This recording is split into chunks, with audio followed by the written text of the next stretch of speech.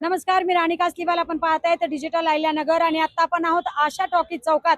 आज भारत विरुद्ध न्यूझीलंड अशी थरारक फायनलचा सामना आपण सगळ्यांनीच पाहिला आणि या अटीतटीच्या सामन्यात भारताने न्यूझीलंडच्या तोंडातून अक्षरशः हा सामना ओढून आणला आणि 96 रनांनी दणदणीत असा विजय संपादन केलाय. तर आता आपण पाहू शकता आशा टॉकीज चौकात मोठ्या प्रमाणात फटाके वाजवून जल्लोष साजरा करण्यात आलेला आहे आणि आता क्रिकेट प्रेमी देखील आहेत, जाणून घेऊ त्यांच्याही प्रतिक्रिया.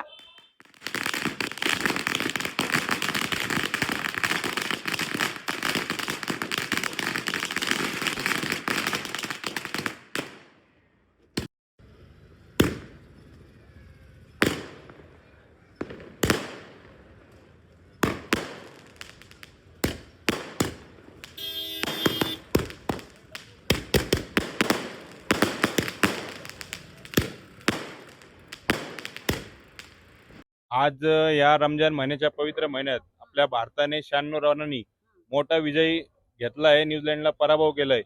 त्यानिमित्त आम्ही आशा टाकीत चौकात तिथे मोठा जल्लोष साजरा केला आहे. आज आम्ही सर्व नगरकर यांनी भारत आणि न्यूझीलंड या सामन्यात भारताने 96 रनांनी न्यूझीलंडचा जो पराभव केलाय, त्या पराभवाचा आम्ही सर्व नगरकर या आशा टॉकीज चौकामध्ये फटाकडे उडून उत्साह साजरा केलाय आणि भारताने जो या रमजानच्या महिन्यात पवित्र महिन्यात जो दणदणीत विजय न्यूझीलंडच्या तोंडातून खेचून आणलाय, त्याचा आम्ही सर्व नगरकर या जल्लोषाने इथं साजरा केलाय. त्यामुळं आम्हाला खूप सारा आनंद होत आहे. धन्यवाद. नेमकाच आता रमजानचा महिना सुरू आहे आणि त्यात भारताने देखील मॅच जिंकली आहे. मोठ्या प्रमाणात तुम्ही आता फटाके वाजवल्याने जल्लोष साजरा केलाय. कसं पाहता या सगळ्याकडं? पवित्र रमजान महिन्यात आम्ही उपवास धरतो, नमाज धरतो. त्यानंतर आणि क्रिकेट प्रेमी बी आमच्यात खूप सारे आहेत आणि आम्ही क्रिकेटसुद्धा पाहतो. तर या अतिथीच्या सामन्यामध्ये भारताने जो विजय केला आहे, तर रमजानचा तर आम्हाला सर्वांनाच आनंद आहे. आणि दुसरी गोष्ट म्हणजे जे क्रिकेट प्रेमी आहेत त्यांच्यासाठी हा डबल आनंद झालेला आहे. आणि त्यामध्ये आज भारताने जो कप जिंकून आणलाय, अतिशय हा एक मोठा इतिहास घडून आणलेला आहे भारताने.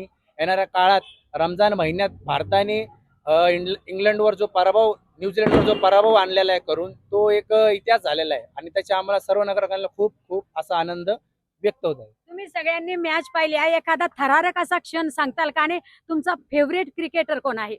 आमचा तसा फेवरेट क्रिकेटर धरायचा तर युवराज सिंग, पण आजच्या मॅचचा मेन जो आहे, ज्यांनी मॅच सगळी खेचून आणलेली आहे, तो आहे सूर्यकुमार.